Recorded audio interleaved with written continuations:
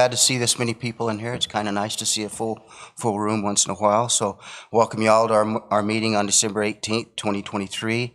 We will follow the agenda as in order. Is there anybody online, Hannah? Okay, thank you. If they are, welcome. We will start off with the Pledge of Allegiance. Vice Chair Clay Mack will lead us. I pledge allegiance to the flag of the United States of America and to the republic for which it stands, one nation under God, indivisible, with liberty and justice for all. Thank you, Clay.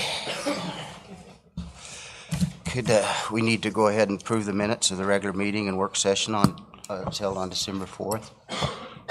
So moved, Chairman. I'll second that. I'll make that unanimous. Also, we would need to approve our demands and handwritten warrants. I'll make that motion to approve the paying of our bills in a timely fashion. I'll second that. Unanimous. And first up, we have PJ Allred with an item here, an agreement. Our sheriff. Good morning. So yeah, we have one agenda item this morning for you, and it's with Nigel for our jail operations. And then it kind of branches off in a little bit of other stuff. So our jail commander, TJ Perez, is here today. And I'm having to explain to you just a little bit about what this program is going to do for us. So with the ABC Nigel Academy, what it is that when we get new hires, we can put them through an online program, like an online training database, which is put on by Nigel. So what the new recruits will do is they'll come into the jail for a whole week, go through 32 hours of online training, of which they have to have 100% on every test that they take. And then what we'll do is we'll save that test. It goes in their certificate, it goes into their jail legal file. Once that's completed, we'll hand them off to a phase 2, which is to an FTO, a field training officer, for 3 months. So that way they're getting proper training. Rather than when they just come in, we just don't hand them off. Okay, go learn the job. We're actually giving them an understanding of what suicidal prevention is, that kind of a thing. So they're walking in with knowledge, learning, getting knowledge before they're put on the floor on how to conduct themselves, officer safety, that kind of thing. And then after they go through phase 2, then we'll put them through a jail academy later on at a later date. In those 32 hours, we'll apply them to their actual academy. That's the Nigel ABC Academy that you see on there. That's $135 a person. That will have to be paid per person. However, the Dakota training is an ongoing training. That's $125 a person, but they're allowing me to only pay for 4 positions for the whole year. So for example, I could put 4 officers through 20 hours of training each one, and they'll get an NCCO certification, which is a national certification for a national certified correctional officer, and it just mitigates liability having that certification. And then I could rotate 4 out, 4 more in, and get the whole jail through that whole program, and I only have to pay for the 4 positions for the whole year. So it's not per person, it's just for close to $500 for a whole year to rotate the whole jail through that training, and they all will become certified as correctional officers, nationally recognized. So, and that national certification is good for 2 years. That's what the Dakota training is, compared to the ABC Academy. Okay. Thank you. Any questions for him? I did for Commander Perez. Thank you for your work. We've had very good reports from the jail and from our county manager regarding the jail. My question is, on the national certification, that is optional. It's not required to be nationally certified, is it? Through this program. Correct. It's optional, but Okay. what it does is it gains being a legal-based training. If anything, we ever had to go to court, it just, like I said, it mitigates liability, so that we put these people through all of this training. So it's not their training hasn't been neglected. They've had the proper training to do their jobs. Okay, and then is this in addition to the ABC? Did I read that as I was going through the packet? The national training certification is the cost is in addition to the ABC training for your new hires. Is that correct? Yes, sir. Okay, and that's coming out of jail enhancement funds. So you've already got the funding. It's not like it's an additional cost. Is there a savings to the jail? So that you don't have to have a full-time training officer, going through this 32 or, or whatever the course is for new hires? Are you able to just say here, review this material and then we'll do additional training? So is there cost savings there No. or time savings? With Nigel, what it is that it's not like I can purchase the material and then put everybody through it. They won't allow me to do that. I've already talked to them about that. They have to put every single person individually through it. Okay. And then, because they also keep track of all their training. Right. So then later on, if something goes to court or, any type of litigation, they can say, no, we put this person through it, but they retain their rights not to give me all their information. Okay, sure. That's reasonable. Well, no, I don't have, and then they have a conference, three different conferences annually. One of them's in Chandler. Is that something that you would consider sending people to or request in the future, or is the online training what your focus is? No, we also send people to the Nigel training in Chandler when they're here in the state. We've done that in the past, and we will continue doing that. Okay. Whenever they're here in the state. Very good.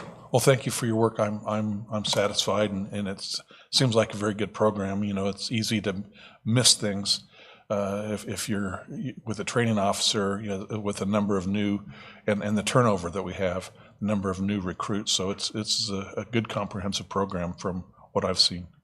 So thank you.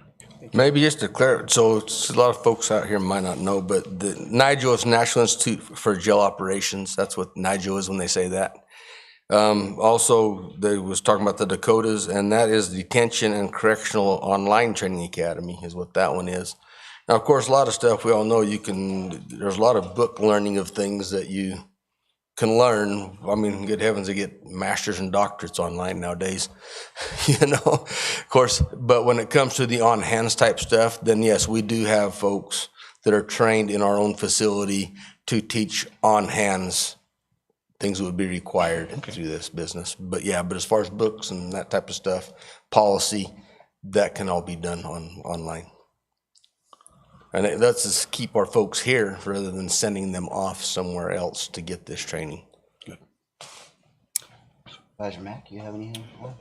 I think it's a great opportunity to get some added training for our people at the Sheriff's Department. I will make a motion for the approval of agreement between National Institution for Jail Operations and the Graham County Sheriff's Office. And will second Vice Chairman Mack's motion. Yeah, I will make that unanimous, but I just want to say thank you for your service down at the jail. Officer Perez, you've done an outstanding job. And PJ, you guys, I appreciate your diligence on this. I like how you so-called bundled the 4 and turned it over 4 times and save our cost savings there. So I appreciate that very much. But thank you guys for what you do, and I'll make that unanimous. Thank you, gentlemen. Appreciate it. Next up, we have County Attorney Scott Bennett.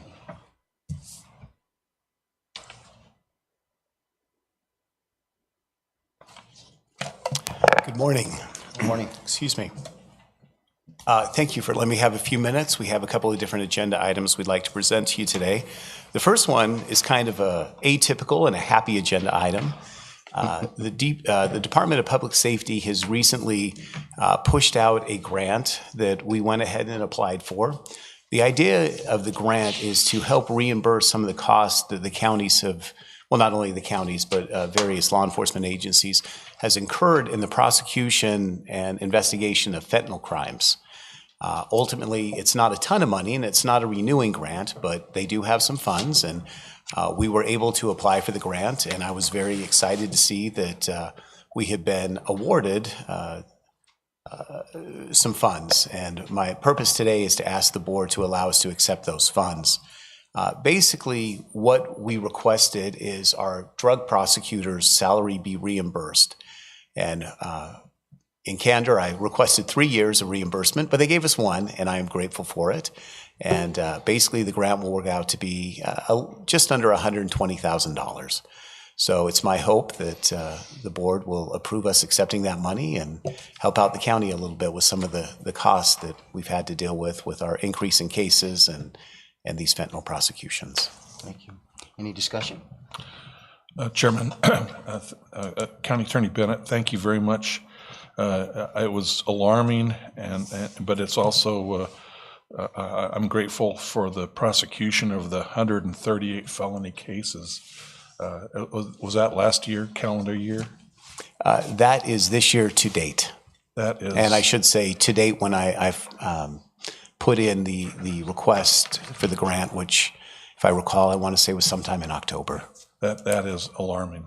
But thank you for your diligence and our law enforcement for their vigilance and efforts. But I was concerned that this was going to create another position.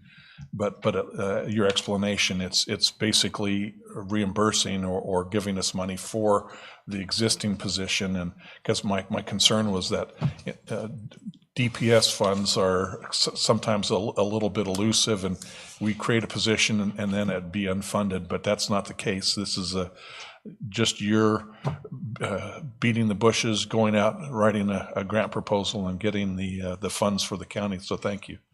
You're very welcome. Supervisor Mack, anything?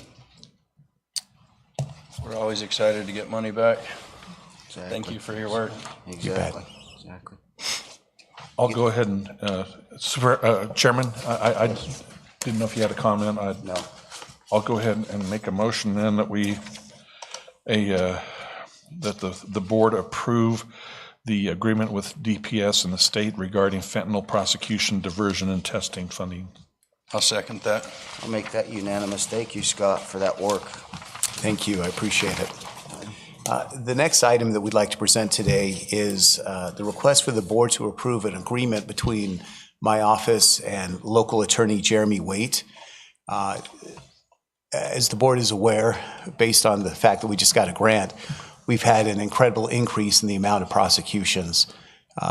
Just to put the numbers in perspective, in this calendar year, at the end of November, we had filed 601 cases in Superior Court. Now, that does not include probation violations or misdemeanors or anything like that. It also does not include the cases that we have filed during this calendar year, but have yet to work their way through the preliminary hearing process. So ultimately, 601 is a huge number for what we've ever done in Graham County, but it's, I'm not going to say just the tip of the iceberg, but it's not a number that's really inclusive of what we're trying to deal with. So in order to assist us with that, we've requested Mr. Waite provide some prosecution services. What we have presented is a 6-month contract. Now, the funding for this contract, we have an open position and have had one since July 1st. To date, we have been unable to fill that with a full-time employee, and it's my hope we still will. But because we set aside those funds for a full year, and half the year is now gone, we do have a pool to draw on of unused funds. So we're not asking for an allocation of new funds. We're simply asking to reallocate what has already been set aside in order to pay Mr. Waite for the next 6 months of service. I recognize that, and we discussed it, assuming the board accepts this contract, Mr. Waite is aware that this may not be a renewable contract, that we know we have the funding right now. It may or may not be there in the future. He's aware of that, and he's agreed to still help us out. I'll just add that, as you're also aware, another one of my guys has been recruited by a different county attorney. In fact, I wish it was legally binding. I had asked for a resolution saying no county attorneys can talk to my people outside of myself because they keep picking us off. But that being said, we're going to be understaffed until we can fill Mr. Karchner's position, and having Mr. Waite on board will really help us out. So I'm hoping you'll approve the contract and allow him to help our office out for the next 6 months. Any discussion? I think it's $4,000 or $4,400 a month for 6 months. That's very, very reasonable. So, especially since you've got a vacancy. So I appreciate, as busy as JJ is, appreciate his willingness and just wish that he would be available full time. Now, if you can put any pressure on him, certainly that was my request, and we do have that position. So if any of you have anything on JJ, that was a joke. If anybody would have something on JJ, it would be Yeah, the it's county something attorney. to put the screws to him so he can come work full time. That'd be great. You have anything? I will make a, Oh, go ahead. Go I'll ahead. make a motion for the approval of an agreement for special prosecutor between Graham County and Jeremy Waite. I'll go ahead and second the Vice Chairman's motion. Thank you, Scott, for, I know how swamped you guys are over there and shorthanded, so this will be greatly, I hope it'll help you somewhat. It won't solve the problem, but it'll certainly help you get through this time. So I'll make that unanimous. Thank you so much. Appreciate it, gentlemen, and Merry Christmas. Next, we have up Lori Boren. She is here for Cindy Orr.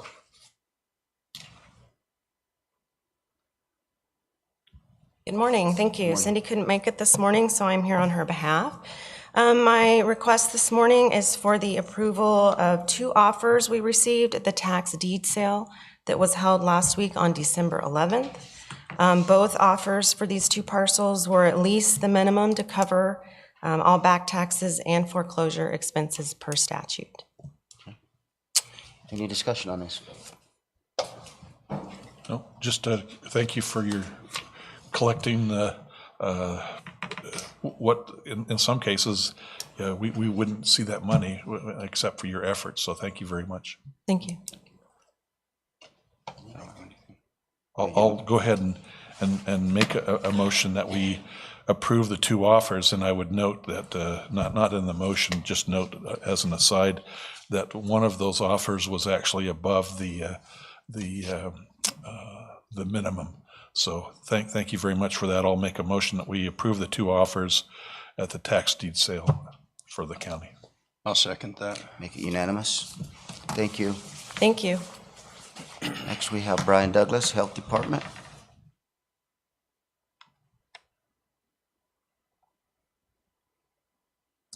Good morning, everyone, and I have 3 items of business today. The first one is we're seeking approval of the Southeast Arizona Health Education Center project, a community partnerships to advance science in society grant. And this is a long-term or a 10-year grant with CHEC. And this funding will support our public health improvement grant and also our behavioral and mental health outcomes in Graham County, and is an opportunity to provide sustainability for our mental health coordinators. Any discussion? The only, as I was reading through the information, Brian, and thank you for your efforts, there's a lot of reporting that goes with this, and is the juice worth the squeeze? Are we going to be chasing paper, doing paperwork, and or is this going to actually create help fund a position and be beneficial to the county? It'll definitely be beneficial, though the majority of the paperwork will actually be on CHEC, which is the Southeast Arizona Health Education Center, and that we will report directly to them. So this is definitely beneficial. It's $232,000 for the first 5 years and $250,000 for the next 5 years. So it's definitely going to help supplement our other grants for our mental and behavioral health programs. Very good. Well, and will this? I don't know if Jennifer, since she's been Miss Labram has been employed using United Way funding, will this help with her employment? Or will that be another position? The one thing about the United Way funding is that they do ask for us to to look for sustainability with the program long-term. And this is one of the ways that we're showing the United Way that we are looking for sustainability. Very good. Well, thank you. Vice Chairman, nothing? Can I get a motion, please? I will make a motion for the approval of the CHEC Project Compass grant. I'll be glad to make a second that motion. And I'll make that unanimous. Okay. And our second item, and we're seeking approval of a 5-year IGA with the Arizona Department of Health Services for sexually transmitted infections investigations funding. Last month, we had a 1-year, you gentlemen approved a 1-year IGA, and then they came out with a 5-year IGA with 4 years remaining. And so we're just seeking approval for that. Any discussion? Absolutely critical, especially with neonates and that screening to make sure that they're not born blind or with other problems that are preventable with screening and with treatment. So thank you. I'll move, Mr. Chairman, that we go ahead and approve the 4-year IGA with the ADHS for the sexually transmitted disease funding. I'll second that. Make it unanimous. Next item. And our final item is we're seeking approval to add a temporary nutrition education specialist position to the WIC department. Our WIC manager position at this time is vacant, but due to specific job experience and education requirements by the state, historically this position is very difficult to fill. And our request is not to add, well, as of right now, we have a WIC manager's position and 1 nutrition education specialist position. And our request is not to add a 3rd employee to the WIC department, but to add a temporary lower position, or the nutrition education specialist position, which has less qualifications and will be it'll be easier to fill. That we can fill that position, have them trained within 8 to 12 weeks versus a WIC manager's position, which is up to 1 year. And then in the case where one of the NES employees garners sufficient experience and qualifications, then that person would be eligible to promote to the WIC manager's position.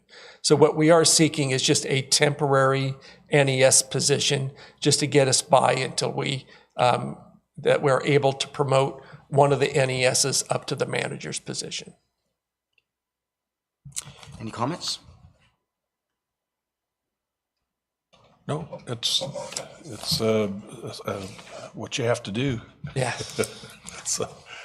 And what's needed to meet our requirements with the grant funding and the funds we receive. I don't think it's optional. We've got to staff it. Right, and we are covered. We do have a contract with a registered dietitian in Greenlee County, and she will be acting as our WIC manager until it's filled. Okay. Oh, that's good. Good. Anything else? Get a motion.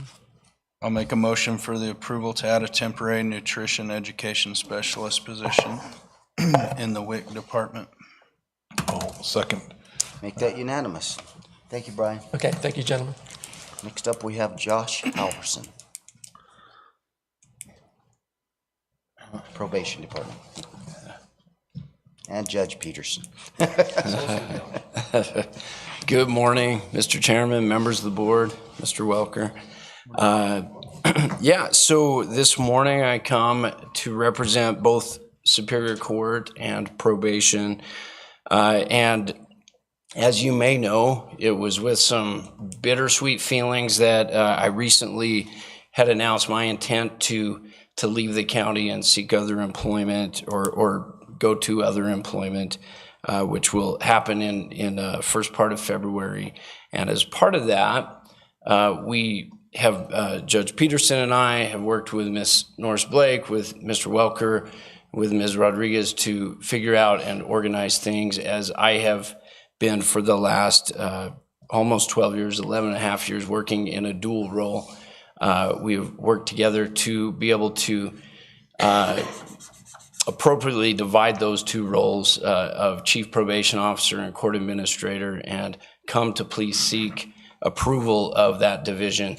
Prior to serving as Chief Probation Officer in that dual role, for 5 years I was a Court Administrator, and during that time there was another individual serving as the Chief. The reasons and the ways that it came about that I have served in both have been a unique sort of situation, and through the years, both of those positions and their duties and relative responsibilities have grown immensely. And so in order to be able to take care of all the functions of the court and probation, we seek, please, the ability to divide those now back as they have been in the past, and as they are in practically every other county in Arizona, so that we can go about and get the work done. And happy to answer any questions. Josh, I just want to say thank you so very much for your service over the last 12 years. You've been wearing dual hats, doing a tremendous job. You're going to be sorely, sorely missed, but good luck in your new adventure, and I'm sure you're going to be fantastic with that. And thanks again from Graham County for all you have done at the courts. Much appreciated. Very busy place, and it continues to grow and get busier. So, and that's the good work of our sheriff's department and our courts, judge, county attorneys, everything. So we appreciate all you guys do, everything you guys do over there for us. Thank you, Mr. Chairman. Anything else? I just want to piggyback off what Mr. Howard said, and thank you for your service, and you've been a great asset to the county, and congratulations on your new job. Thank you so Thank much. you. Thanks, Mr. Mack. And I'll just say this is instead of gritting our teeth and saying, okay, we got to pay an extra $80,000 or so to fund an extra position. Instead of that, we should be rejoicing and thank you for all that $80,000 you've been saving us every year since you've done both jobs. So this is I appreciate your efforts. I know you've been one of the busiest people and very engaged and very successful. And this is just what happens when we lose someone like you. And you have truly done the work of two, and now we've got to pay two. So, thank you. Thank you, Mr. David. I appreciate it. Anything else? Get a motion. I'll make a motion for the approval of dividing the Chief Probation Officer and Superior Court Administrator into two distinct positions due to Josh Halverson's intent to resign from his position as Chief Probation Officer, Superior Court Administrator. I'll second that motion. I'll gladly make that unanimous. Thank you. Thank you very much. Perhaps if I could, for just a brief moment, as a personal indulgence, many thanks to the board for their recognition of Mr. Halverson's hard work. I simply want to echo the very kind things that have been said, and we will certainly miss Josh. He's provided admirable service to our county for many, many years. I've been privileged to work with him. I just want to make that a public point, and many thanks for your vote as well. Thank you guys very much. Appreciate you. Godspeed, Josh. Next up, we have Cindy Norris Blake, HR. Good morning. Good morning. So I have two items of business to bring before the board. The first one is the approval of additional language to our already implemented traumatic counseling policy within our merit system manual. Several years ago, there was legislation that included firefighters, public safety officers, and correctional officers, to where entities had to provide 12 visits of traumatic event counseling in the event that they witnessed something that fell under that purview. In May of this year, Governor Hobbs signed legislation to move forward to include 911 dispatchers, which is definitely necessary. They also included in the language that it was audible, would fall under that policy. So the language has been, in conjunction with the county attorney's office, added to the policy, and we're just requesting the approval of that to be added. Any discussion? No, Mr. Chairman, I'll move that we, this is a formality, just updating our manual, but I would move that we approve the additional language for the 911 dispatchers and traumatic counseling training. I'll second that. Make that unanimous. Thank you. Next item. So the second item is the appointment of 2 members to the Merit Commission for 4-year terms. So we have not had the need to have a Merit Commission meeting for a few years, but we have recently had member Ted Prina resign, as he's going to be moving shortly from the Gila Valley. So we reached out to James Palmer and asked if he would be interested in serving on the commission, and he so graciously said yes. So we're asking for the appointment of him for a 4-year term and the reappointment of Charmaine Chidester for a 4-year term. And I'll entertain any questions. Jim just can't get away from the county. I know, right? He just has to be here. Any other comments or discussion? Oh, it's great to have Jim come on board. I don't know of anyone who understands with his tenure as a supervisor some of the issues with employees and their requests. Get a motion. Any other comments?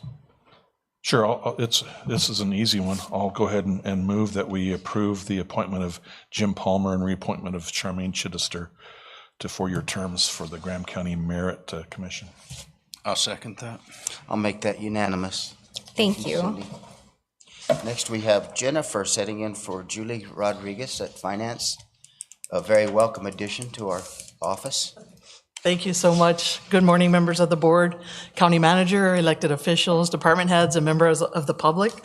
As the chairman mentioned, Jennifer St. John with the finance department, and I'm here today to request software enhancement for our accounting system, New World, that will allow us to automate several manual and time-consuming processes. By automating these processes, we will allow employees real-time access to their payroll data, vacation and sick leave balances. We will give departments access to real-time current financial information such as budget balances, vendor information, and expenditure history, and will overall become much more efficient. We currently own most of the software to implement these enhancements, but we need to purchase additional license and some training for everybody that will be on the system now. So the total estimated cost is $25,096 for implementation. That is currently not budgeted. However, we have savings within the IT department to cover this cost. So I want to thank you today for your consideration and ask if you have any questions. I just want to thank you for the nice presentation you gave us in the work session, and it just shows we're coming out of the dark ages finally in Graham County. I know change is always scary to all the departments and everybody, oh no, another change, but this is going to be fantastic. It's going to save us a lot of money in the long run, so I just appreciate you very much for doing this. Thank you, Supervisor Howard. I just want to thank you for your presentation in the last work session, and good work, and this will definitely get us out of the Stone Age and caught up with the times. So. Thank you, Supervisor Mack. In addition to the efficiencies, Jennifer, it will also save several trees every year from the not having to print the payroll stubs and the envelopes that all end up in the round file after if people even look at them. So it's a great it'll be a long term and even better savings than short term. So thank you. Thank you, I'll make a motion that we do approve your request to purchase the New World software, the modules that we need to utilize their payroll and other services. I'll second that. Gladly make that unanimous. Thank you, Jennifer. Thank you so much. Next up, we have a brief summary of what we all have been doing the last couple weeks in between the last supervisor meeting. We'll go first with our county manager, Mr. Dustin Welker. Thank you, Mr. Chairman, members of the board. I want to give a report on our latest public safety retirement system. This has been a focus of ours for a few years now. Back in fiscal year 2020, we had a $4.1 million unfunded deficit in that retirement system. Many other counties were facing the same issue. We were at a 58.7% funded balance. That year, we received the CARES Act money for $2 million from the federal government. And this retirement system is really the only bad debt that the county has. And we decided back then to put that $2 million to that, cutting that deficit in half. And over the last 2 budget years, we've spent about $600,000 paying that down additionally. We just received our first report back, or the latest report back, and we're very happy to see that we are funded up to 87.1% in that retirement system. We still have an unfunded balance of about $550,000 that we'll continue to attack as we go through our budget cycles. But we're definitely moving in a positive direction there, and we're happy to have that retirement system in a much better place. Our corp retirement, which is a retirement for our jail and probation employees, it's up to about 96% funded. We have an unfunded liability in there of $131,000, which is a pretty good place to be. So I just wanted to report to the board that that's been a goal and a focus of ours for the last 3 or 4 years, and I appreciate the board's support in getting those retirement funds in a much better place and paying down that debt. So that's the latest report that we received from them. Elections are definitely coming upon us. 2024 is a big election season. We'll have 3 elections: the presidential preference election in March, and then of course the primary and general coming. On Friday and Saturday, we had the opportunity to go to an elections training with the Secretary of State, Hannah Duderstadt, Jared Kiefer, myself, Gene Roof, and Polly Merriman all attended that. It was very informational, and we were grateful for that opportunity, and we learned a lot about different scenarios that could happen, and we learned a lot about preparation. We made a lot of contacts, Secretary of State's office with different law enforcement agencies, and we're continue to gear up and prepare for a very big election cycle coming up. Report on the Gila River Fire Mitigation Project. We're in the second phase of this project. Cramey Construction has the contract to build those fire breaks in the Gila River. The first phase included 10 fire breaks. We're completing 12 more, and we have just finished the 3rd one. We are working, we started on the west side and we're working to the east. So that project continues to go well. Bill Brandow is helping us manage that. He's doing a great job. And we hope to be finished with that project in the next couple months. And then we have, that's all grant funded through the State Forestry Department. And we have additional grants to do maintenance on those, to spray the salt cedars as they come back. So we're anxious to finish that project. We had the light parade. We want to thank the departments that volunteered employees to put that light parade float together for us. It went really well. We got first place in the government category, so we're proud about that. And again, thank you, all you department heads and elected officials that gave us some employees to help out. Another road project that we're working on is the intersection on Norton Road and Ray Lane. And we're finalizing those plans, and we approached Freeport-McMoran a couple years ago to help us with that project, and we're happy that they provide us a check for $50,000 this last week. to help contribute to that project. The balance of those funds were also through a state appropriation that Board of Supervisors worked very hard to get to improve that intersection. So we do have all the funding now for that project, and we hope to have it out to bid here shortly. Over at the fairgrounds, the finances that we approved today included the premiums for the fair. So all the fair ribbons and prize money that were awarded at the Graham County Fair, those checks will be cut this week by the fair, so we appreciate that. Also at the fairgrounds, we continue to work with Bob Kempton to come up with the master landscape plan for the fairgrounds, and he provided us a couple more drawings last week that we met with engineering, and they're integrating those into their master drainage plan, which they're also making some good progress on, so we appreciate that. At the highway yard, our big project continues to be the Fort Thomas River crossing.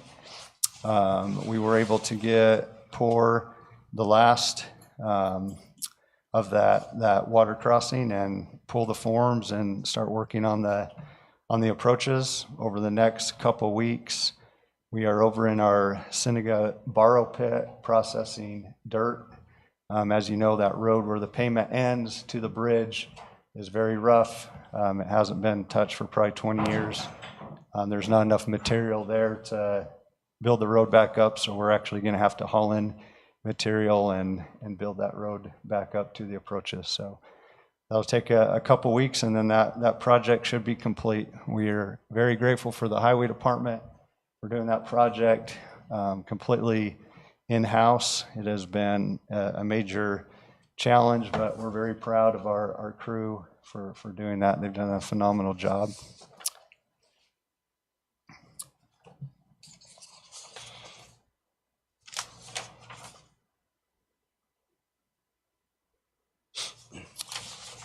Lastly, I would like to report on one issue that we've been working on, and I suspect many people are here today to talk about Sanders Road. There has been a lot of people calling us about Sanders Road, which is, according to our system, a private road, a red signed road.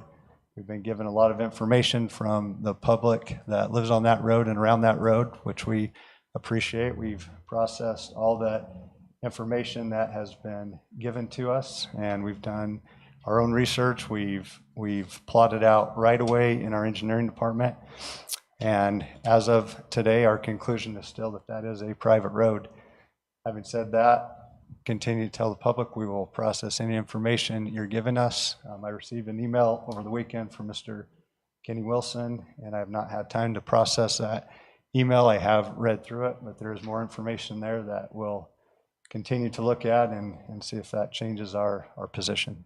So with that, Mr. Chairman, that is my report. Thank you, Mr. Welker. Vice Chair Matt, do you have any report on? I spent a day down at the CSA board for a meeting, and went to the Women's House of Hope ribbon cutting Friday, which was awesome. They actually had a graduation for one of the young men at the Men's House of Hope. That's a pretty amazing group, and the things that they do are great for our community. Other than that, I spent 4 days in Las Vegas for the NFR with my amazing wife and had a great time.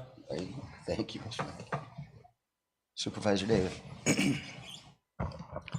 Thank you. On December 4th, 2 Mondays ago, following our Board of Supervisors meetings, I was able to attend remotely the Surface Water Protection and Improvement Stakeholder Seminar put on by ADEQ. My purpose is just to make sure that that comments are included to keep them from overreaching and creating standards that are so high that we end up in a bad position and something that's unattainable, and then have a cost and a responsibility. Later that afternoon, there's a local committee to end homelessness meeting, and this was in Cochise County. I just monitor those meetings. It's called case conferencing, how they designate emergency housing and vouchers, and how they are able to assist and in some cases not assist their priority system. The following day, there was the Substance Abuse Coalition meeting, and then on Wednesday the 6th, there was a BLM, it was an initial meeting for the Arizona Resource Advisory Council, and it's a training meeting, and I look forward to serving on that and representing Graham County and our needs and the needs of our ranchers and people who recreate on BLM land, and also the interface that we have with as a county with BLM lands. Next, the Thursday, the 7th, we had our very productive elected officials our department head meeting, and then there was a hearing, a Department of Liquor License and Control hearing that later that morning that I was attended remotely. The next week, I was in Arkansas, but I was able to attend remotely the FEMA Community Disaster Resilience webinar to find out if our county was included and it currently is not as one of their designated counties for a bunch of resources. But there is an opportunity to apply as needed and to kind of position ourselves for additional funding for things like flood mitigation and forest fire, the flooding from forest fires. Following day, still on vacation, but there was Eastern Counties Organization Zoom meeting that I attended that was held in Phoenix. And that discusses forest restoration, watershed improvement, and we also discussed the wolf reintroduction. Our goal is to try to even though it's mandated federally by Congress for the endangered species, we want to make sure that as much as we can, the ranchers are compensated, that they don't overreach and send do more than is required by law. One of the things that that I'm discouraged about, and it's the burden is falling back on the United States, is that the wolf reintroduction in Mexico has basically come to a screeching halt. They've got 6 wolves left. The ranchers and the people there have poisoned or shot all the wolves, and so we've got this international recovery effort, and now the United States is tasked with doing it all, and they do have some, they actually have a place where they're raising cubs, but their support and their participation is non-existent. Later that day, there was an annual meeting of the Arizona Coalition of Counties, Arizona New Mexico Coalition of Counties. Again, this is property rights and kind of a way of opposing some of the mandates that some of the environmental groups and some of their overreaches. We certainly are friends and concerned about the environment and stewardship of it, but the ranchers and the citizens in New Mexico's bearing the brunt of that right now. But there's an awful lot of issues that reach across the border.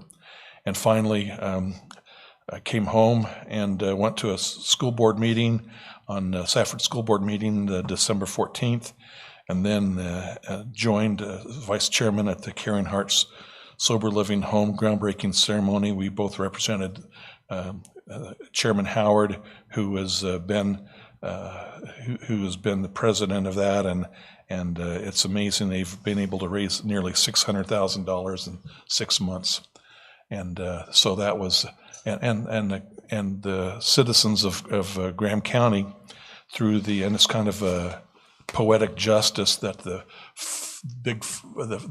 opioid settlement, the litigation and the settlement that the county attorney and a judge saw fit to allocate $160,000 of that money that came to the county to the substance or the recovery or what do they call it? The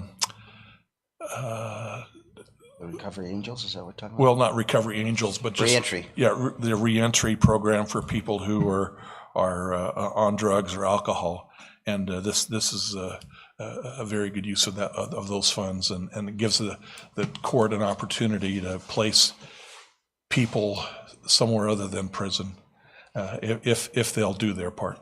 And that's my report, Mr. Chairman. Thank you. I'll be very brief. I know we got some anxious people wanting to speak, but on the 5th, I attended the Gila Valley Irrigation District meeting, and as I usually do, and listened to their needs and wants. And I also, on the 7th, was at the department head meeting here in this room. And then on the 12th, I was invited to give a brief presentation at the Chamber of Commerce of county supervisors' roles in the county and the county's roles to the citizen. Then on the 9th was the light parade that I chaired. It was just a fantastic parade, so many compliments and so much participation from the citizens, and the float builders was amazing. Then on the 11th, I had the opportunity to go to the radio stations and talk about the Caring Hearts Sober Living Home that Supervisor David just mentioned. And on the 12th, I attended the Gila Valley Watershed Partnership meeting. It was my second meeting. I've been invited to be on that committee, just now getting to know really what it's about and how to be on that committee. 14th, I traveled to Phoenix along with Vice Chair Mack to the CSA. And then as soon as I got done with that, I went to Yuma to a state transportation meeting. And it was very nice to hear that Pima, the town of Pima, was awarded a grant that they had applied for $250,000 to do some work on their Main Street area and just beautify it. There's going to be more following up on that for their project. And then on Saturday, I had my grand finale for my Quail Ridge Christmas caroling and Santa Claus. I walked around and gave candy canes to all the kids in Quail Ridge and wished everybody a Merry Christmas. But one more thing I'd like to say is I really appreciate our roads department for the work you've done down at Fort Thomas. I know it took a lot longer than we thought it would be. We got into things that we didn't think that we would get into, and they are been very diverse on accommodating it. They're not, certainly that's not their expertise, but they've done a fantastic job. But it's been 20 some odd years since that's been out. We finally got some movement on it, and I just really appreciate that. So that'll be the end of my report. So next up, we have a call to the public. We have several that wants to speak, and what we will do is you'll have a 3-minute time limit, and I would appreciate it if the subject, if you don't repeat a lot of what the person before you said, just say what you have. You each will get a 3-minute time to speak. We cannot comment back to you. This is not a discussion. This is a call to the public. So we will follow that. And first off, we have, I don't know if she is here or not, Cassandra Sheltner.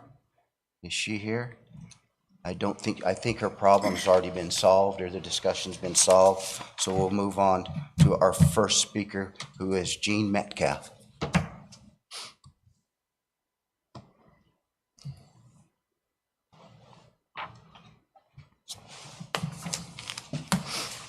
County Supervisors, County Manager, County Attorney, and the County Sheriff. My name is Jean Metcalf, and I am currently a resident of Fort Thomas, and I know that you guys are familiar with the situation that we're in. I understand that a meeting took place a little more in depth on the 4th of December due to a letter from Kenny Wilson, who is also one of the residents that will be speaking. And none of us had the opportunity to really represent ourselves and the situation that we have found ourselves in. I am one of 5 families that is greatly affected by the new gates. There's been 2 gates that have been installed about 100 feet apart on Sanders Road. I have done some further research into some of the roads into the Fort Thomas area. I have learned from some of the longtime residents of Fort Thomas that Sanders Road used to be the only road in and out of Fort Thomas, and it was how everybody gained access to the area. It came in off of Hinton Road.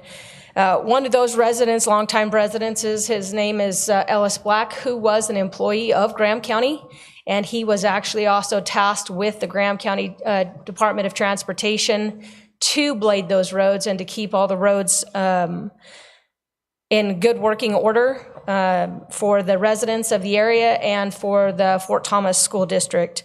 And he stated that he kept all of those roads maintained for 20 plus years.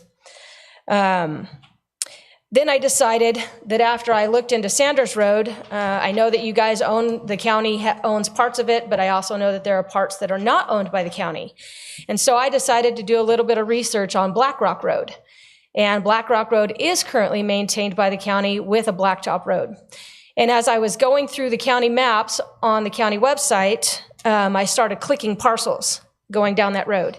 And I have found that in the county does not own all of Black Rock Road either. In fact, I know one section of the road that is actually owned by my niece and nephew. And there are no right-of-ways by the county through that section, but yet you guys maintain that section. I know that they were approached a couple of years ago by somebody in the county to purchase or have them deed their section of the road to the county. And so my question to you guys today, and I know you guys can't respond back to me at this point, but is why is it that we have chosen to abandon Sanders Road, but yet we maintain Black Rock Road, and they're both in the same predicament where private owners own sections and it's still happening? And then when did the county decide to abandon Sanders Road after you guys had maintained it through the county for 20 plus years? From 1983 to 2002 is when Ellis Black, and we have a letter that we're willing to give in the session. We would like to attend the session meeting 3 today if we can. I have pictures of Sanders Road 6 months ago showing there was no obstruction. I also have my preliminary title report when Sean and I, my husband and I, bought a section of ground from Kenny and Carrie Wilson. And in that prelim, I have a road easement on Sanders Road. And there's utility easements on Sanders Road for co-op and water and gas, Southwest Gas. And so we want to be able to explore that further and understand how is it that we have these easements, but we are now beholden to this other neighbor who has taken it upon themselves to block the road after the road has had access for 50-something plus years, maybe even longer. And so that's our question to you guys today. The other part that we're super concerned about is we have a couple of neighbors that are 100% disabled. One particular neighbor is in a wheelchair. There's no way if anything happened to him or he needed to go anywhere, he would be able to get out and access and open those gates. He's going to fall and he's going to get injured, and then my father-in-law is also 100% disabled, who also lives in the same household as Sean and I do, and he's unstable. He has a cane, and there's a possibility that he could be injured himself having to step out on that uneven ground, and he falls and gets injured. Who's responsible for that? And so those are some of our concerns. And so I call upon you guys today to do a little bit of further research, dig into the history of Ellis Black's reports that he had to provide the county when he would go out and grade those roads through the Department of Transportation, and figure out when and why this road was abandoned, and can we get it back to what it used to be, and can we get these gates removed and have our unrestricted access that we've always enjoyed? Thank you. Thank you. Next, we have Kenny Wilson.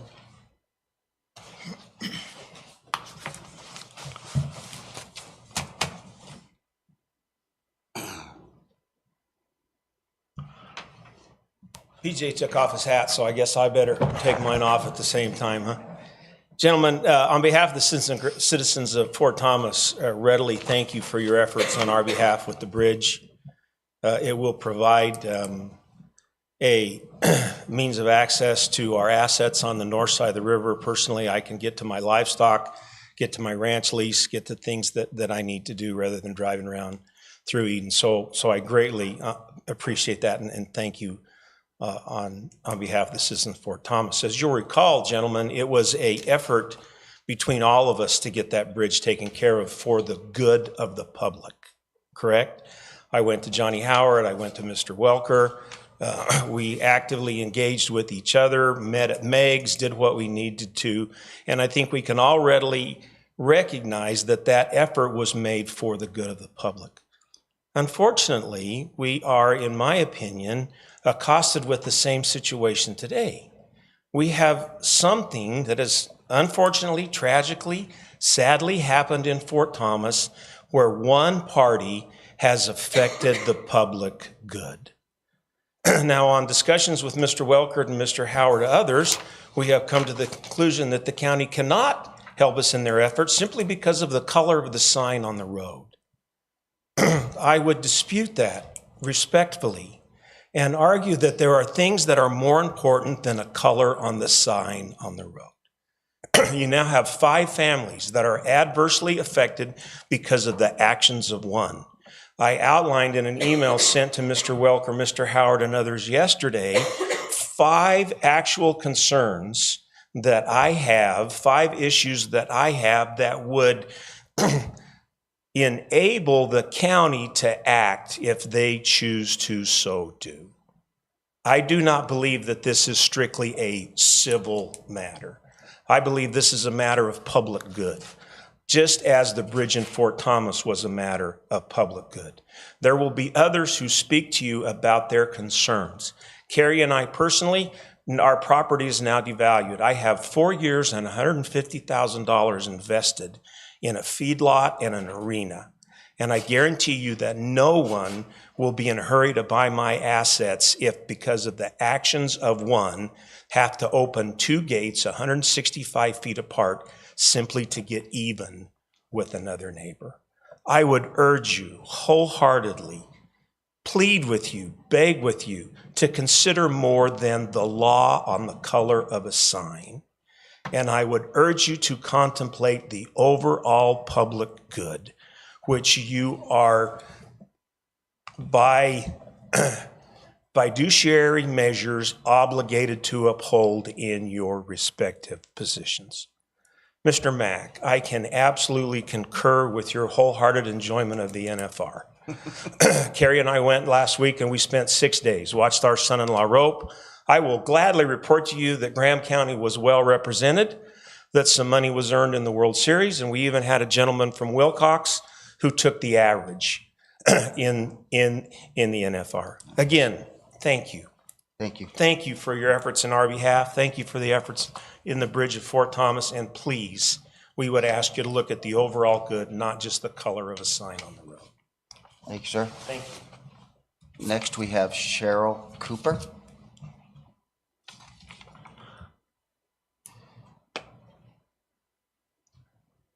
Is that with a C or an S, Cheryl? C. Okay, thanks.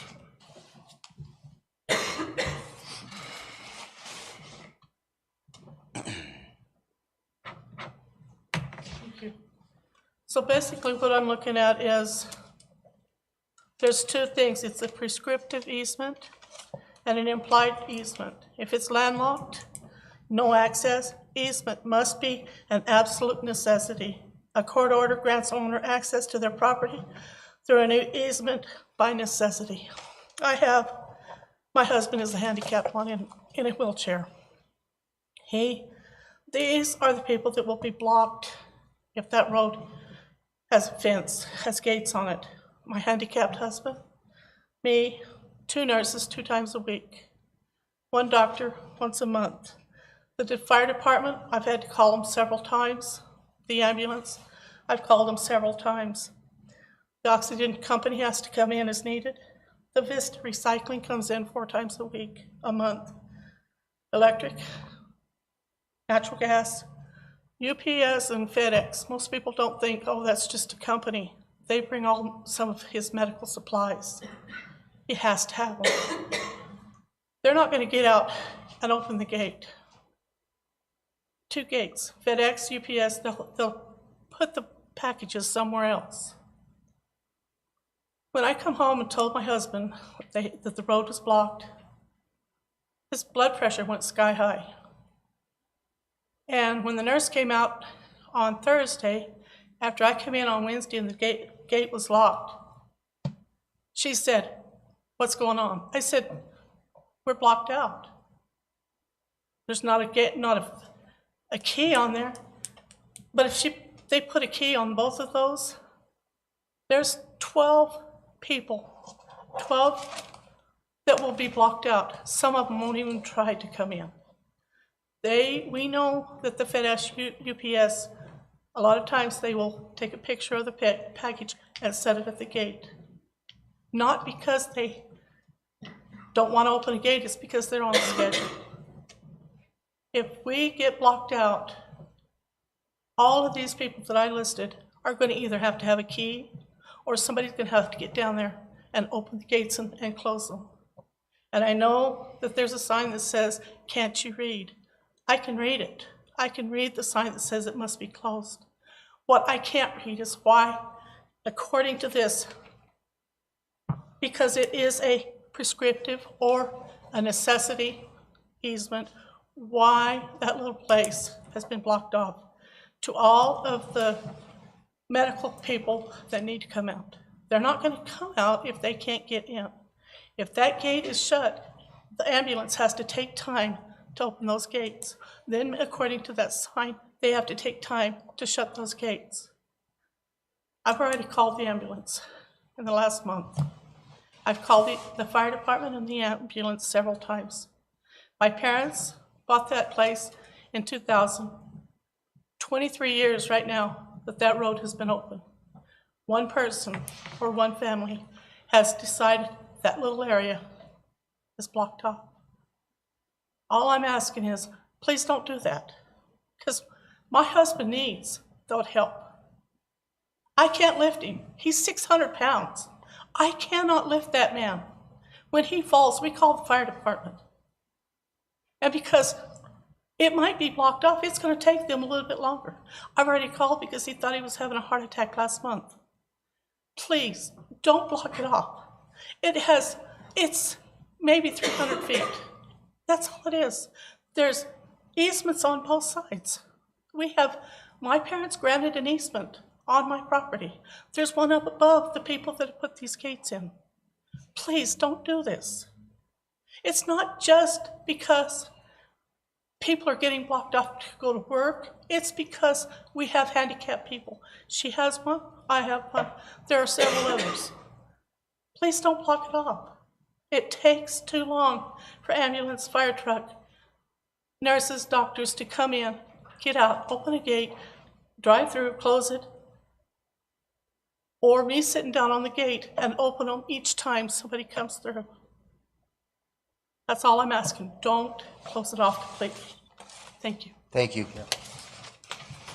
I see no others. I have nothing else up here. Nobody's online, so I thank you.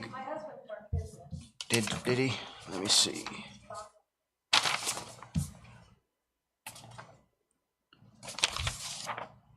Yes, I'm sorry, Sean. I'm sorry. Got stuck in the papers. I apologize. I'll be like Kenny and PJ. I'll take my hat off. So, Supervisor, I apologize. Mr. Welker, Mr. Howard, and Mr. David, you guys have all been a part of this situation before. We've been here many times. Mr. Mack, you're kind of new in this situation. So Mr. McGoy's been here about this situation. Again, it's a dispute with our neighbor, and everything that my wife, Kenny, and Mrs. Cheryl has said is 100% true. I have spoken with the UPS driver, Richard Toretta. He has said that he's asked me what's going on with this. And I said, all of a sudden they decided to block it off after 60 plus years of this road being open. And she's mad at me. I'll tell you right now, I'm the problem probably, because you guys know the problem, you know the situation. So And to get even, like Mr. Wilson said, that's not right. But just because the color of the sign, Miss Cheryl had said that they would take a picture and leave it, and she's right. Richard said, if I have to open the gate, it interrupts my day of taking care of my customers in a timely manner. And I haven't talked to the FedEx people, but the county services that we get out there, not the county services, but the private services that we pay for, disc recycling, any other services that we have, getting equipment in and out of that neighborhood to get, for maintenance on our properties, discs, plowing equipment. That road is cut down now. Mr. Black has a semi-truck that he lives just beyond that, and it's impeding his ability to get in and out to go to work and provide a living for his family. And so we ask that you guys do the research that Gene will provide to you guys about our easements that we have on our preliminary title reports that we've gotten, and we ask that you guys make a decision for the good of the community, not just because I want you to, or Cheryl or us, but for the good of the community, because that road has been there for I don't know how long, and it's never been impeded before. So thank you very much for your time. Thank you. Now, is there anybody else I don't have anything on? I appreciate you all coming and speaking on this subject, and we will. Dustin, do you have anything to add on this? No, Mr. Chairman, I'd just reiterate what I said earlier. Any information we get, we're happy to look at and continue to respond. Okay, thank you all. Mr. Chairman? Yes, sir. If I may, just, I know I'm not addressing anything specifically, but I did want to make a comment that that there are probably 100 different roads with the same kind of checkerboard ownership, and in a perfect world, when a road is created by private individuals, in a perfect world, they would give access to the county, and even though necessarily they don't bring it up to standards, but that would be ideal. It hasn't happened, and people do have private property rights, but as mentioned, the greater good and the urgency and the need, I would love to see a compromise, and we haven't heard from the party who's blocking, and respect her private property rights, but it would be great, because I remember a number of years ago, the BLM, there was someone who actually locked their gates on, I think it was Klondike Road or anyway, and there was it went through the courts for two or 3 years, and people, hunters and people, were not able to access lands because of this individual. So, there's lots of different precedents, lots of different outcomes. We are concerned. I'm concerned, and would like to feel like just saying it's not our. We don't have a dog in this fight. It's not our problem. It's access is a county. It's important countywide, and property values and convenience and things like that. So I'm looking forward to. That we don't have I don't think a legal obligation, but I think as administrators we have a responsibility to do what we can to try to if we can facilitate a meeting, give some input, whatever.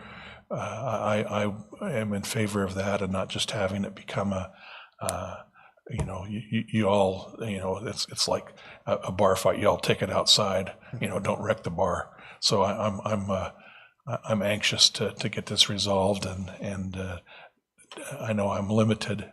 It's not even my district, but I am concerned. So I'm willing to help any way I can.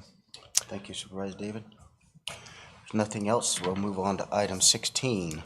And by the way, item 16, it could take 35 minutes because you have to read each bid item. And sometimes there's 20 different bid items. So if anyone is worried about offending us by leaving the meeting, don't be.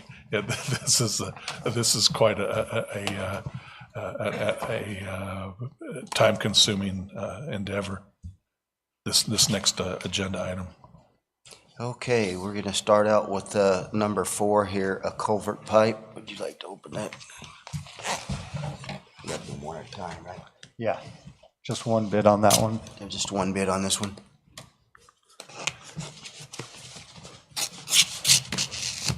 This is 5.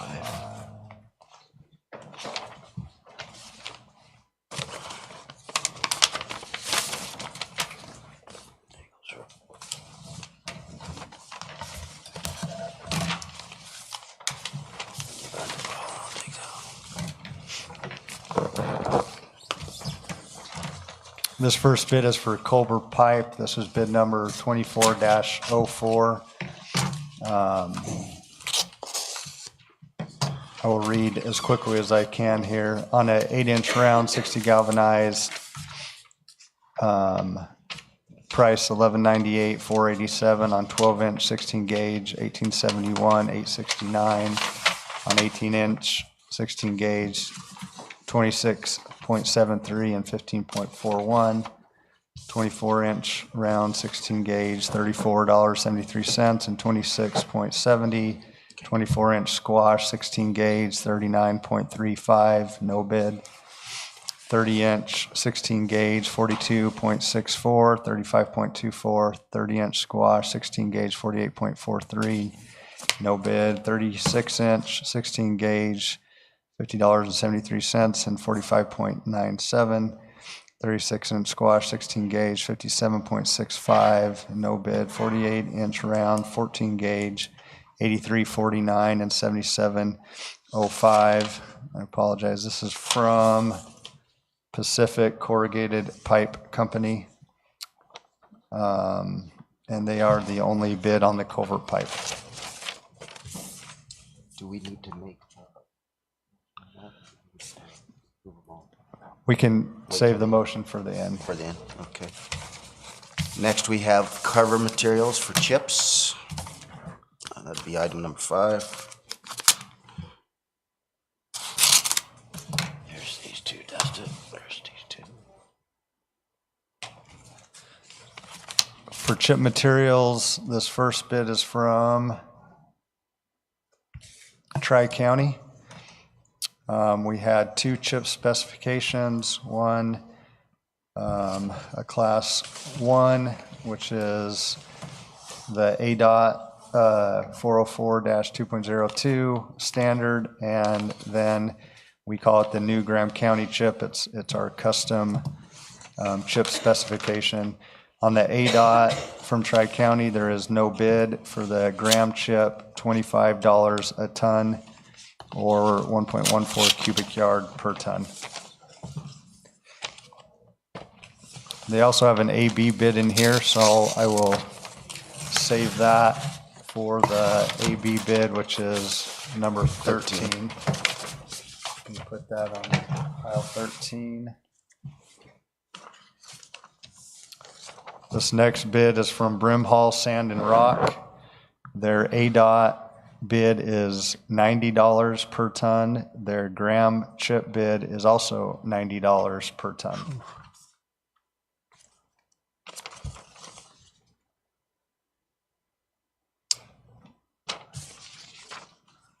Where did this one come from? Is there an envelope that this? Yes,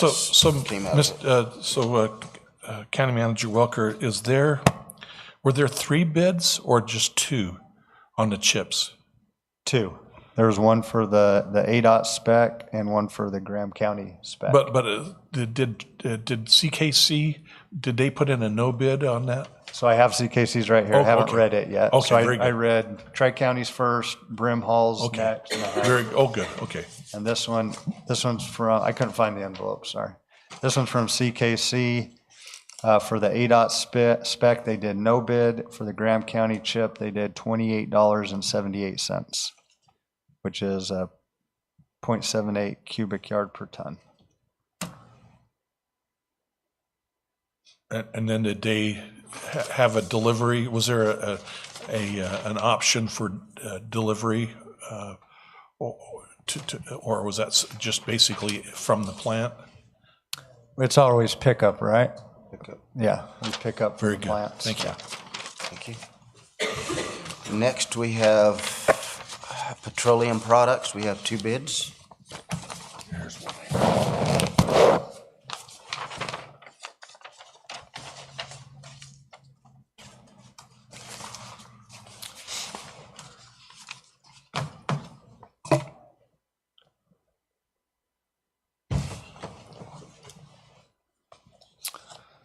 All right, petroleum products. This one is from, let's see.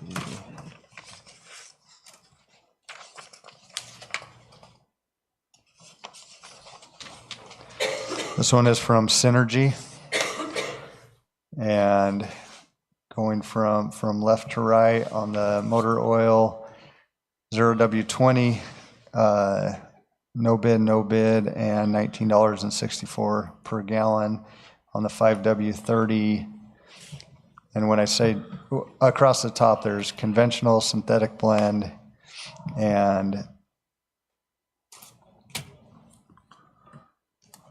just synthetic. So sorry, conventional, synthetic blend, and just synthetic from left to right. So as I read these bids across, that's what they're bidding on. So the 5W30, no bid, $50.23 and $19.64.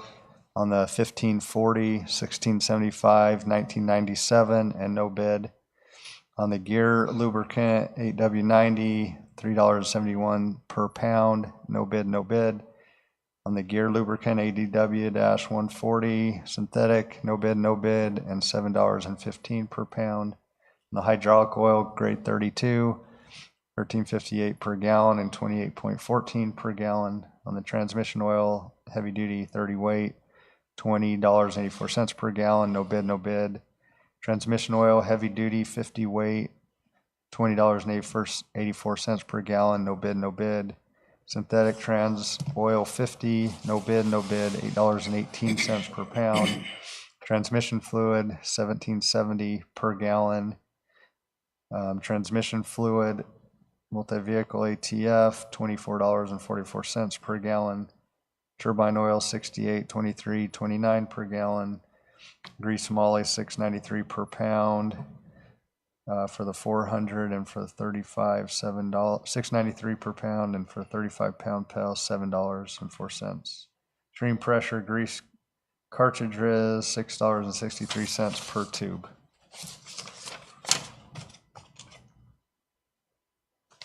There's the MSDS sheets. That's Synergy. Got one more right there. Steve, why don't you come take these as I read them here, so we don't get them all mixed up.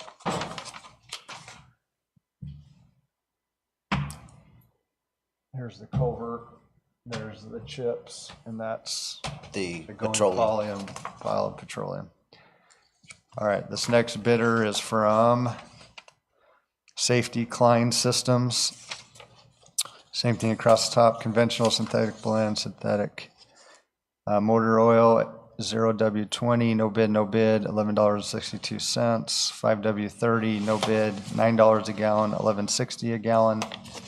Motor oil, 1540, heavy duty diesel, $15.57 a gallon, no bid. Gear lubricant, ADW90, $13.90 a gallon, no bid. 80W140 synthetic, no bid. Hydraulic oil, grade 32, $7.98 a gallon, no bid. Transmission oil, heavy duty 30 weight, $756.37 per drum. Transmission oil, heavy duty weight 50 weight, $1,248.86 per drum. Few no bids. Transmission fluid, multi-vehicle ATF, $9.25 a gallon. That's all of their bids.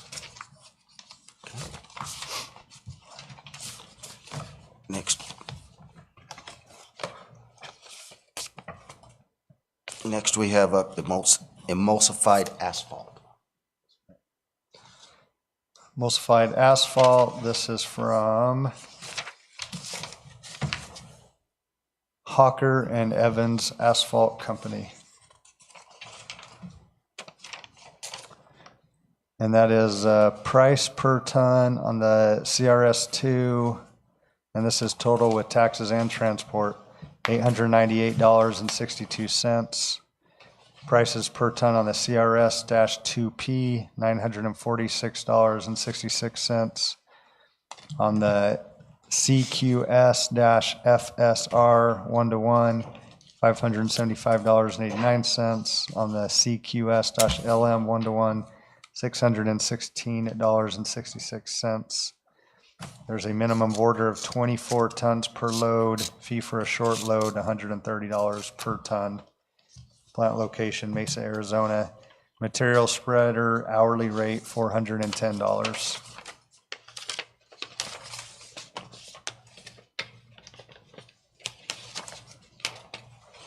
It's just a copy. Yes, it's just a copy.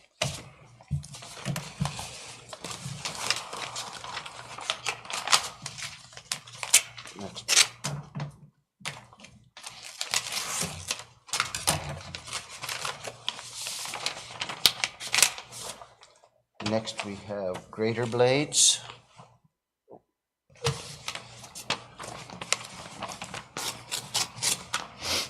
All right, grater blades.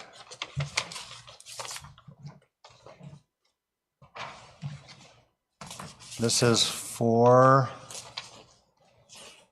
price for each blade, 100. This is for grater blades, heat treated hardened steel, double bevel curved blades, 34 inches thick. Price per each blade, $163, 100 blade minimum order. Total price for all, which I'm not sure what the all is, just looking at this, but it's $17,783.30.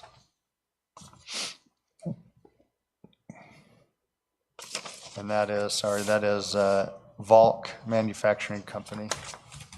I think we have a few of these, right? Yeah, we got 4 or 5 here. This is price per blade, $165.57. Total bid, $1,850.70. And that was for PSPW, Pool Scraper Parts Warehouse.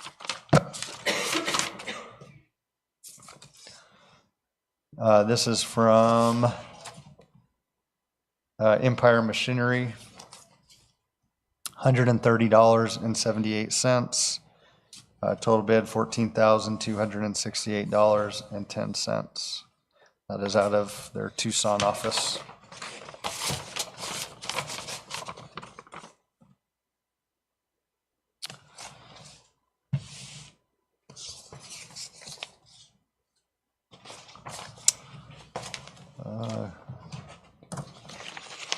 This is Ware Parts and Equipment out of Aurora, Colorado. Price for each blade, $206.71. Total bid for bundle of 10, $2,067.10. And that's all of them, Dustin, I believe. Next, we have AB material. AB material, this first one is from Tri-County. $11 per ton, that's plant pickup. Cost per ton delivered to Safford, $30 per ton to Safford, Thatcher, Pima, Fort Thomas. Cubic yard per ton, 1.6. $55 per ton cost delivered to Fort Grant, Bonita, Klondike, or other areas.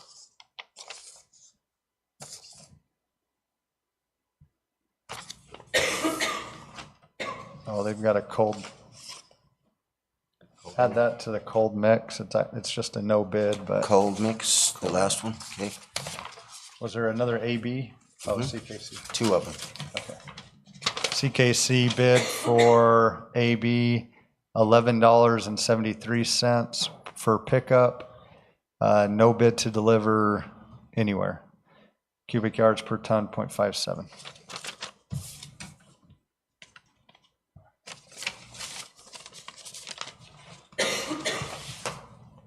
And last one, this is Brim Hall sand and gravel, cost per ton $18.75. That's for pickup. Couple there. No bid to deliver anywhere. Next, we have signpost.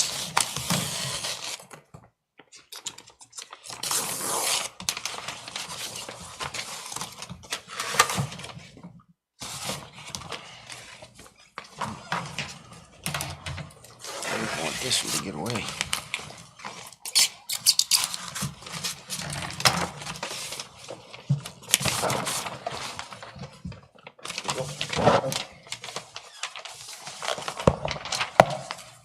This bid is from Centerline Supply Incorporation for 2-inch by 2-inch perforated signpost, $3.20 per foot.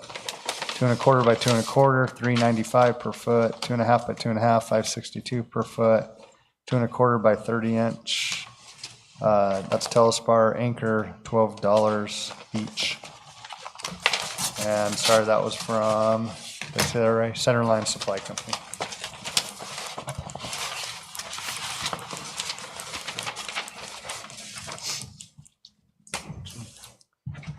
Another signed bid. This one's from Interwest Safety Supply.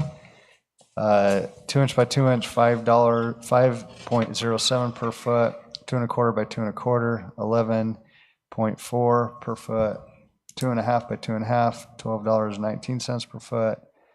And the Telespar anchor, 2 1/4 by 30-inch, $78.46 each.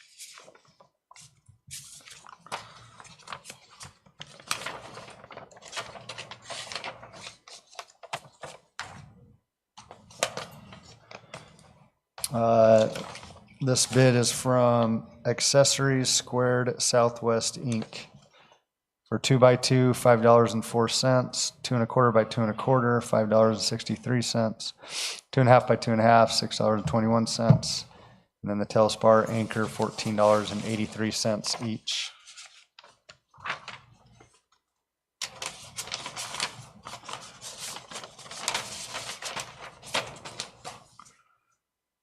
Just for a sign. Yep.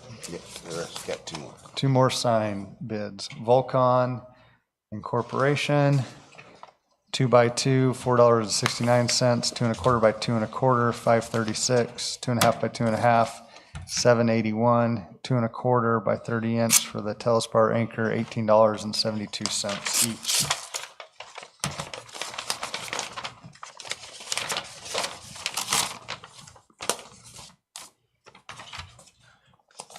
This is for Zoomar, 2x2, $5.25 per foot, 2 1/4 by 2 1/4, $5.85, 2.5 by 2.5, $6.75, 2 1/4 by 30-inch height, $17 per.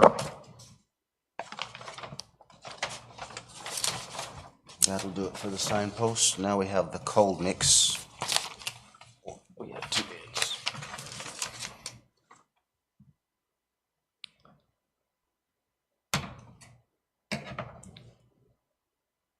This is for the cold mix from CKC, cubic yards per ton, 0.53, price per ton, total $156.70. This is for cold mix from, I didn't see an envelope. oh, this was from Tri-County. They had a no bid on cold mix.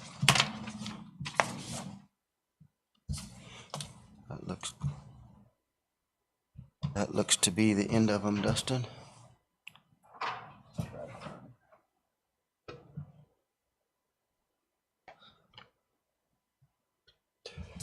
Okay, that's all of them. My recommendation would be for the board to have staff review the bids for the lowest, most qualifying and award them accordingly. we have a motion? Mr. Chairman, I would move that we, and I appreciate your guidance on that we refer these bids to staff to review for conformance, and where appropriate, award it to the lowest responsible bidder. But where the bids are exceeding our what we think we can purchase on the open market, that we or that we either reject the bids and rebid it, or as needed, based on price, refer that to the give our departments the opportunity to purchase it on the open market. I'll second that. Make that unanimous. That will conclude our meeting today. We'll have a work session following, so we are adjourned. Thank you.